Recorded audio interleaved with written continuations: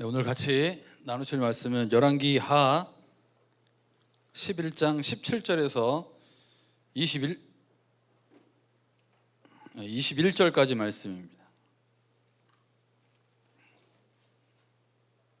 열왕기하 11장 17절부터 21절까지 말씀, 우리 다 같이 화면 보시면서 우리 합독하도록 하겠습니다.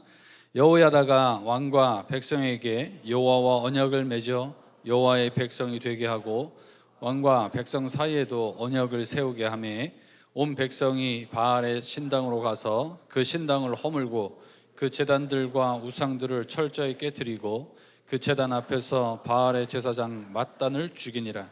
제사장이 관리들을 세워 여호와의 성전을 수직하게 하고 또 백부장들과 가릿사람과 호위병과 온 백성을 거느리고 왕을 인도하여 여호와의 성전에서 내려와 호위병의 문길을 통하여 왕궁에 이르매 그가 왕의 왕좌에 앉으니 온 백성이 즐거워하고 온 성이 평온하더라. 아달랴를 무리가 왕궁에서 칼로 죽였더라. 요아스가 왕이 될 때에 나이가 7세였더라. 아멘. 큰 죄를 범한 사람에게는 큰 벌을 내릴 거예요. 작은 죄를 범한 사람에게는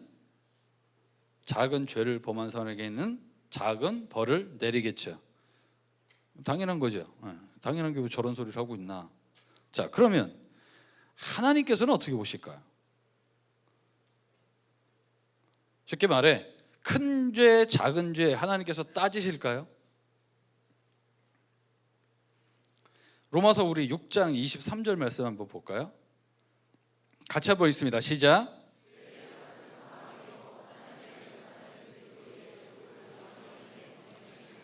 둘 중에 하나입니다. 죄인이거나 그리스도 예수 주 안에 있어 하나님의 은혜로 영생 얻거나 둘 중에 하나예요. 그러니까 죄의 삭슨 사망이라는 그 죄에는 큰 죄, 작은 죄 구별하지 않아요. 차이가 있지 않아요. 그러니까 모든 죄, 아무리 작은 죄라도 하나님 앞에서는 그 죄에 대한 대가는 사망이라는 거예요. 근데 우리가 자꾸 착각하는 게 있어요. 큰 죄는 하나님께 용서받지 못하지만 작은 죄는 하나님께서 충분히 용서해 주실 거야, 이런 생각을 합니다. 자, 그러면 어떤 죄가 큰 죄고 어떤 죄가 작은 죄예요? 네가 지면 큰 죄고 내가 지면 작은 죄예요. 그래서 네가 진 죄는 저건 하나님도 용서 못할 저런, 이렇게 되는 거예요. 내가 지은 죄는 하나님 용서하실 거야. 그러니까 우리 자꾸 큰 죄, 작은 죄 자꾸 따져요. 그래서 오늘도 죄 짓고들 왔죠? 그 죄 하나님 다 용서하시겠죠? 우리는 그런 믿음으로 당당하게 지금 이러고 앉아 있어요. 근데 하나님께서는 큰 죄, 작은 죄 따지지 않으신다는 거예요. 우리 오늘 말씀을 보면서 확인해 보도록 하겠습니다. 아합은 이스라엘 역사상 최악의 왕이었어요. 이스라엘의 왕은 백성들이 혹시라도 하나님을 떠나 다른 길로 가면 그거 끌어다가 하나님 뜻대로 하나님을 따라 살아갈 수 있도록, 하나님을 섬길 수 있도록 그들을 이끄는 게 왕의 역할이에요. 그러나 아합은 반대로 하나님 나라에 바알과 아세라를 갖다가 국교로 만들고 하나님을 섬기고 있던 백성들을 바알과 아세라 신앙으로 갈아타게 만든, 자기만 죄를 진 게 아니라 온 백성들로 하여금 죄를 짓게 한, 하나님 보시기에 너무나도 큰 죄인이었던 거예요. 그 죄에 대해서 하나님께서 어떻게 벌하시는가, 우리가 지난번에 살펴봤죠. 예후라는 사람을 통해서 하나님께서 예후를 세우셔서 아합 집안을 몰살해버렸습니다. 몰살. 아들, 손자, 외손자, 친가 외가 할 것 없이 아합에게 속한 거는 그냥 싹 쓸어버렸어요. 그 큰 죄이기 때문에 하나님께서 저렇게 큰 벌을 내리셨구나, 그렇게 볼 수도 있단 말이죠. 그럼 오늘 내용을 보면 요아스가 7세의 왕이 되는 장면입니다. 그 내용을 간략하게 나누면 이렇게 됩니다.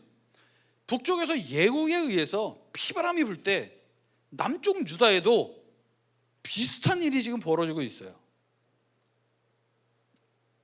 아하시아라는 왕이 죽자 그 어머니 아달랴가 11장 1절에 보면 이렇게 있습니다. 아하시아의 어머니 아달랴가 그의 아들이 죽은 것을 보고 일어나 왕의 자손을 모두 멸절하였으나, 왕의 자손을 싹 죽여버린다는 거예요. 왕의 자손 다 죽여버리면 그 다음에 왕위를 이을 사람이 없어요. 그 위험한 상황 속에서 제사장 여호야다의 아내가 되는 여호세바가 그 왕의 아들 중에 요아스라는 아들 하나를 슬쩍 숨깁니다. 그리고 성전에서 6년 동안 키워요. 그리고 7살 되던 해 드디어 그 요아스를 왕위로 복권시키는 것이 오늘의 장면입니다. 자, 근데 여기서 지금 보면 요아스가 왕위에 다시 등극하는 그 내용을, 오늘의 본문의 그 내용들을 조금 자세하게 볼 필요가 있습니다. 17절에 보면 이렇게 지금 돼 있어요. 여호야다가 왕과 백성에게 여호와와 언약을 맺어. 자, 다시 여호야다가 제사장이 왕과 요아스 왕과 백성으로 하여금 여호와와 언약을 맺어 여호와의 백성이 되게 했대요. 그럼 그 전에 뭔 소리예요? 여호와의 언약이 깨졌고 유다가 여호와의 백성이 아니었단 소리예요. 이거 북이스라엘 얘기 아니에요. 남유다 얘기예요. 남유다에서 다시 여호와와 언약을 맺는 이런 사건이 생겼어요. 또 18절에 보면 온 백성이 바알의 신당으로 가서 그 신당을 허물고 그 제단들과 우상들을 철저히 깨뜨리고 그 제단 앞에서 바알의 제사장 맏단을 죽이니라. 그러니까 북이스라엘 아합 시대 예후가 아합의 집안을 몰살시켰던 이후 바알 섬기는 그 바알 신앙이 북이스라엘뿐만 아니라 남유다에도 자리하고 있었다는 거예요. 그러니까 바알을 섬기고 있으니 하나님과의 언약이 깨졌고 아마 그 유다 안에 지금 있는 모든 백성 중에 나는 이제 하나님 백성 아니야 라고 생각하는 사람은 아무도 없었을 거예요. 그러나 그들이 알든 모르든 언약은 깨졌고 더 이상 그들은 여호와의 백성이 아닌 상황까지 이르렀다는 거예요. 그랬던 그들이 다시 하나님과 언약을 갱신하고 하나님의 백성으로 돌아서고, 그리고 20절에 보면 온 백성이 즐거워하고 온 성원이 평온하더라. 즐거움과 평온이 그들에게 찾아갔습니다. 그와 동시에 일어난 것은 아달랴의 죽음이에요. 아달랴가 죽으니까 하나님 나라 다시 기쁨과 즐거움과 평온이 회복되었다는 얘기예요. 아달랴는 사람 하나 때문에 중요한 것이 아니라 아달랴가 누구냐가 문제였어요. 아달랴가 누구예요? 질문이었는데. 아달랴는 아합과 이세벨의 딸이었습니다. 아합과 이세벨의 그 자식들 북쪽에서 예후가 다 쓸어버렸는데 여기 하나 남아 있었던 거예요. 죄덩어리 하나가 유다의 어떻게 왕가에 시집와서 유다의 왕의 며느리, 왕의 아내가 되어서는 자칫하면 이 아달랴 한 사람 때문에 하나님께서 맺으셨던 다윗 언약이 깨질 뻔했어요.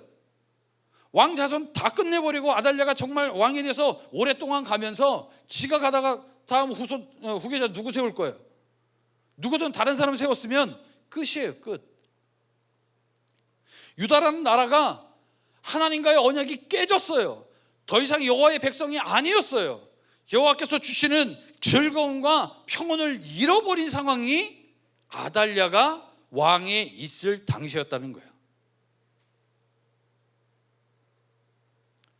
그러면 왜 아달랴가 지금 유다의 왕이 됐냐 이거예요. 유다에 왜 이러한 어려움을 초래한 그 아달랴가 왜 지금 유다 왕궁에 있었냐 이거예요. 그것도 생각해 봐야겠죠. 아달랴를 유다 왕궁으로 끌어들인 사람은 여호사밧 왕이었습니다. 여호사밧 왕은 하나님께서 여호와 앞에서 정직히 행한 왕이라고 표현하고 있습니다. 그렇게 하나님께서 평가하고 있어요. 여호와 앞에서 정직히 행한 왕이에요, 여호사밧은. 근데 그 왕이 아달랴를 자기 며느리로 삼았단 말이에요. 여호와 앞에서 정직히 행하는 왕이었으면 영적인 분별력도 좀 있었을 거 아니에요. 근데 북쪽의 아합이 바알과 아세라 신앙을 전격적으로 도입하고 사마리아에 바알의 신정을 세우고 이렇게 국교화 작업을 하고 있는 것을 알았을 거란 말이에요. 그렇다면 여호사밧이 아합과의 어느 정도 거리를 두어야 되지 않았을까? 왜 아달랴를 자기 며느리로 맞았을까? 이건 거의 정략 결혼, 그러한 냄새가 살짝 나요. 왜 북이스라엘과 손을 잡았을까? 왜 하필이면 그 가장 하나님 보시기에 악한 왕 아합과 손을 잡았을까? 이 당시 국제 정세하고 조금 문제가 좀 있습니다. 다윗 시대만 해도 아람은 조공바치던 나라예요. 찍소리도 못하던 나라예요. 그런데 솔로몬 이후 남과 북이 갈라지고 나서 이렇게 성경을 보면 맨날 지들끼리 싸워요. 지들끼리 남북이 갈라져서. 그러니까 지들끼리 싸우면서 점점 나라가 약해지는 거예요. 원래 이스라엘이라는 나라 하나였는데 이게 나눠졌어요. 그리고 지들끼리 싸워요. 그러는 동안 아람은 조공바치던 나라가 오히려 상대적으로 강성해지기 시작한 거예요. 그래서 이 아람이 예전에 조공바치던 이 나라가 북이스라엘을 공격하고 남유다를 괴롭히기 시작하는 거예요. 자칫하다가 이러다가 우리 나라 먹힐 수 있겠다 해서 남과 북이 연합군을 결성하는 거예요. 자, 여러분 지금 생각해 보세요. 지금 상황을 지금 말씀드렸어요. 남과 북이 손잡는 게 맞아요, 틀려요? 속으로 대답하세요. 속으로 대답하세요. 상황을 보면 충분히 그럴 수 있어요. 그렇죠? 신앙적인 면만 보고 신앙적인 부분은 좀 선을 긋고, 야 너네는 바알과 아세라 그래, 너네 그렇지만 우리 여호와 신앙 건들면 안 돼. 신앙적인 부분만 선만 긋고 그 지금 상황에서 왜 나라가 유지돼야 되니까. 나라 망하고 나면 뭐가 되겠어요? 끝장나잖아요. 그러니까 일단은 나라는 살려야 된다. 제 아람이 저렇게 강해지니까 우리 지금 손잡고 저들이 더욱더 남아하는 것을 우리가 같이 막아내자. 이런 마음으로 여호사밧이 아합과 손을 잡고 그 손을 잡은 증거로서 정략 결혼을 했던 거예요. 자, 이걸 보면 여호사밧이 아달랴를 끌어들일 때는 지금 우리가 들어도 그럴 수도 있지. 어찌 보면 당시에는 또 그렇게 해야 되는 거 아니야? 우리의 상식으로는 그렇다 이거예요. 우리 상식으로는 충분히 그럴 수 있어요. 여호사밧이 그렇게 큰 잘못한 거 아닌 것 같아요. 그러나 하나님 보시기에는 유다에 큰 악덩어리가 들어온 거예요. 큰 죄덩어리가 들어온 거예요. 여호사밧의 의도와 상관없이 하나님 보시기에는 그 아달랴 때문에 유다가 자칫 잘못하면 북이스라엘처럼 망할 수도 있는 그런 위기까지 직면하게 될 수밖에 없었다는 거예요.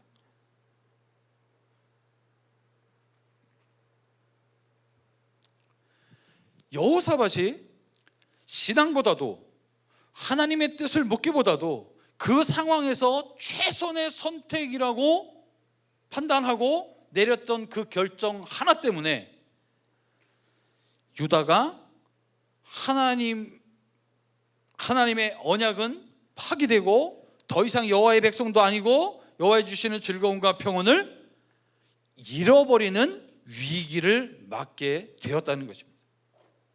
그런데 우리 가만히 생각해 보세요. 우리가 그러고 살고 있잖아요. 우리의 삶 속에 신앙 우선되는 게 얼마나 돼요? 우리의 삶 속에 여러 가지 결정의 순간, 많은 판단의 그 순간에 신앙을 따라 결정하고 신앙을 따라 판단하는 게 우리 삶 속에 얼마나 됩니까? 다 그때그때 상황에 맞춰, 그때그때 상식에 맞게, 그때그때 내 이익을 추구하며 살아가고 있는 게 우리 아니냐고요. 그러면서 너가 지은 죄는 하나님도 용서할 수 없는 큰 죄지만 내가 지은 죄는 어쩔 수 없이 그럴 수밖에 없는 상황이었기 때문에 하나님도 다 이해하실 것이고 하나님도 다 용서하실 것이라 하면서 엄청나게 관용을 베풀면서 지내고 있지 않느냐 이 말입니다.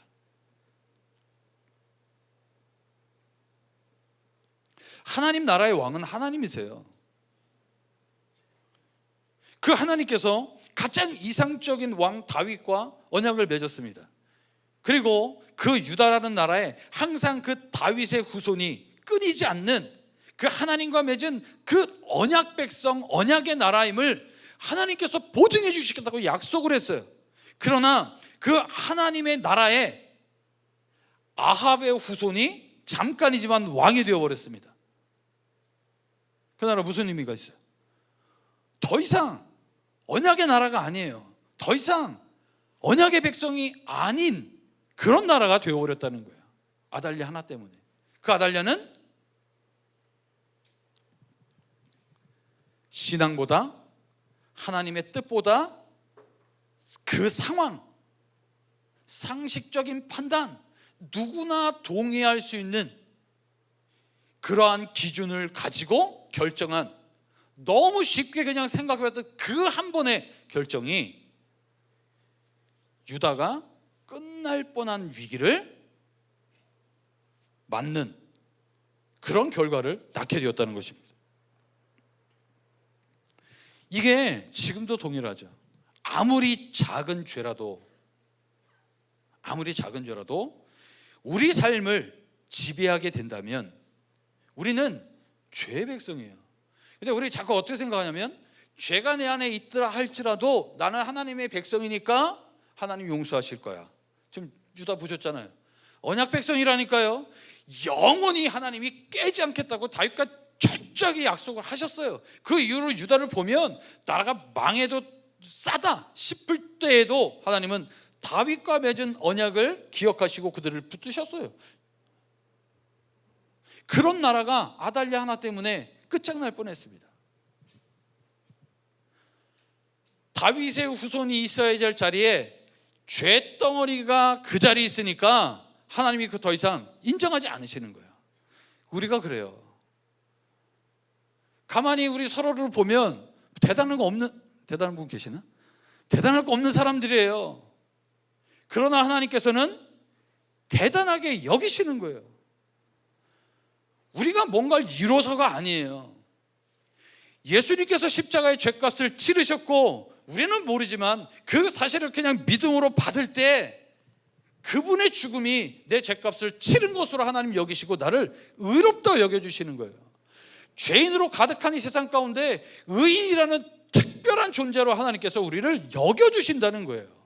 그러니까 우리 안에 죄가 자리할 자리가 없어요. 죄가 주인이 되어서는 안 되는 거예요. 하나님은 원치 않으시는 거예요.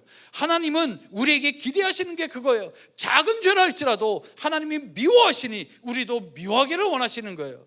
작은 죄라도 우리가 너무나도 연약하기 때문에 여전히 우리 안에 죄가 없지는 않아요. 하지만 최소한 그 하나님의 마음을 알고 그 죄와 싸워보려고 애쓰고 내 힘으로 안 될 때 성령의 도우심을 구하고 내 상황에서 모든 사람들이 그것이 옳다, 그럴 수 있다 다 인정해 준다 할지라도 하나님 원치 않으시니 내가 하나님 뜻을 한번 살아보기를 원합니다. 기도하며 나가는 세상과 다른 거룩한 모습을 하나님이 원하신다는 거예요. 거룩이 뭐겠습니까? 그냥 이렇게 모여서 찬양하고 눈물 흘리고 손을 들고 뭔가 하나님을 예배하는 것처럼 겉으로 드러나는 모습들, 그것이 거룩인가요? 물론 거룩이 아니라고 말할 수는 없어요. 거룩은 다른 거예요. 다른 거. 하나님 믿으니까 다른 거. 우리 하나님 믿으니까 다른 거 뭐 있습니까? 제가 자주 얘기하죠. 이 자리에 모신 여러분들 쉬는 날, 옷처럼 쉬는 날 여러분 그냥 편히 쉴 수 있어요. 그러나 예배 자리에 나온 여러분 보면 내가 줄 수 있으면 복을 그냥 막 이렇게 주고 싶어요. 내가 줄 게 없어요. 줄 게. 근데 하나님은 약속하셨단 말이에요. 하나님은 복 주셨어요. 누리래요. 누리면 돼요. 누리면 더 받아야 되는 게 아니라 이미 우리는 복 받은 사람들이에요. 그 복을 누릴 길을 아는 사람들이에요. 그게 어디 있습니까? 그리스도 예수 안에 하나님의 은사로 주어진 영생을 누리는 것. 영생은 우리가 죽어서 가는 천국이 아니라 지금 이 세상 속에도 마찬가지예요. 모든 사람들이 맞대요. 넓은 문, 넓은 길, 많은 사람들이 옳다고 즐겁다고 그것이 행복이라고 다 가지만 하나님이 그곳이 아니라고 하니까 다 손가락질하고 한심하다고 욕한다 할지라도 묵묵히 이 길을 가면서 그 속에 조용히 찾아와 손 붙들어 주시고 힘들고 외롭고 어렵지만 갈 수 있도록 그때그때 힘 주시는 하나님을 경험하고 세상 절대로 알 수 없는 그 하나님을 마음껏 누리며 세상 모르는 그 평안 주님 옆에 서는 그날까지 지키며 살아가는 그 삶이 거룩이라는 거예요. 우리 거룩하십니까? 정말이십니까? 정말이십니까? 3번 물어보니까 거의 없어지네.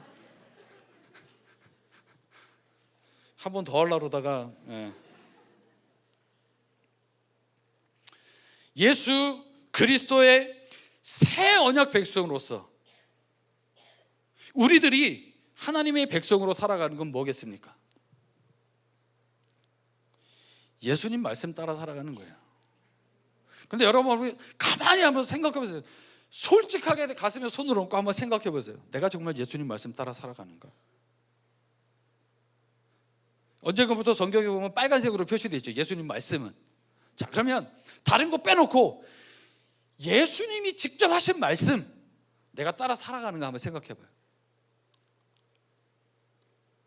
그것 말씀 따라 살아보려고 나도 노력하고 있다. 손 들으려고 그러면 서로 간에 은혜가 안 되니까 속으로 한번 손을 들어보세요. 속으로. 나는 그래도 내가 하다 다른 거 몰라도 예수님의 말씀만이라도 내가 그거 붙들고 한번 살아보려고 발버둥 치면서 살고 있다 하시는 분 계시면 그분 거룩하신 분입니다. 그러지 못한다 그러면 기도 많이 하셔야 될 분들입니다.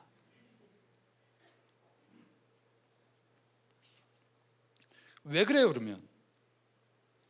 왜 그래요? 생명의 길이고 진리라는 것도 알아요. 그 성공이라는 것도 알아요. 복이라는 것도 알아요. 사실 우리가 은혜를 받은 경험이 있으니까 지금 이 자리에 있잖아요. 그 세상에 모르잖아요. 이해할 수 없는 거잖아요. 그게 상식적이지 않은 거잖아요. 근데 그 상황에서 하나님 내게 은혜 주시니까 나도 모르는 내 깊은 곳으로부터 넘쳐왔던 그 평안, 근데 우리가 경험해 봤으니까 지금 이 자리에 있잖아요. 근데 언제부턴가 그건 어디로 가고 거의 뭐 요즘 돈에 그냥 이러고 살잖아요. 왜요? 계산하기 시작해서 그래요. 계산하기 시작해서 따지기 시작해서 그래요. 계산하고 따지는 순간 신앙보다는 나를 앞세우게 되는 거예요. 여호사밧 뭐예요? 야 아합이 북이스라엘에 여호와를 버렸댄다. 저 금송아지 섬겨갖고 안 그래도 지금 하나님 원치 않으시는데 야, 바알 신앙까지도, 야, 안 되겠다, 단절해. 아람, 야, 쟤네 세지만 그래, 몰라, 우리 하나님께 맡기자. 아마 그랬다면 이런 위기 없었을 거예요. 근데 그 상황에서, 야, 그래, 쟤네가 지금 저렇게 했다고 하지만 그래도 지금 이 나라를 생각하면 이 정도는 할 수 있지. 이 상황이라면 누구라도 그래야지. 그 선택 한 번에 끝장날 뻔했습니다. 우리 삶이 그래요. 지금 우리가 그러고 있어요. 우리 그냥 상식적으로 살지 않습니까? 다른 사람들이 다 많다고 하는 데로 가고 있잖아요. 그들이 추구하는 거 같이 추구하면서 살고 있잖아요. 그들이 경쟁하는데 내가 더 이기려고 그들과 싸우고 있잖아요. 그들보다 더 열심히 더 많은 걸 얻기 위해서 평안이고 뭐가 없잖아요 지금. 왜요? 신앙의 눈으로 보는 것이 아니라 그냥 하나의 자연인 인간으로서 저들과 다를 바 없는, 하나님은 거룩하게 구별해 주셨는데 거룩의 삶을 버리고 그 죄인들의 삶 가운데 그 틈바구니에 들어가서 그들과 싸우겠다고 하는 거예요. 아까 우리 봤잖아요. 사망이에요.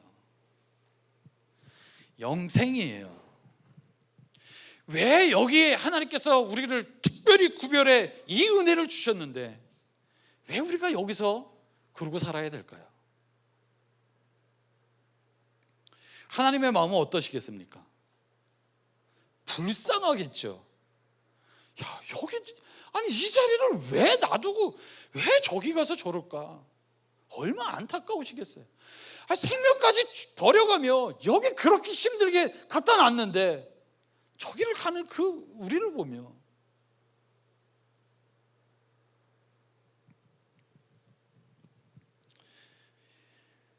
작은 죄라고 만족하지 마세요. 죄는 하나님 미워하십니다. 싫어하십니다. 절대 용서하지 않으십니다. 하나님, 내게도 그 마음 주시옵소서.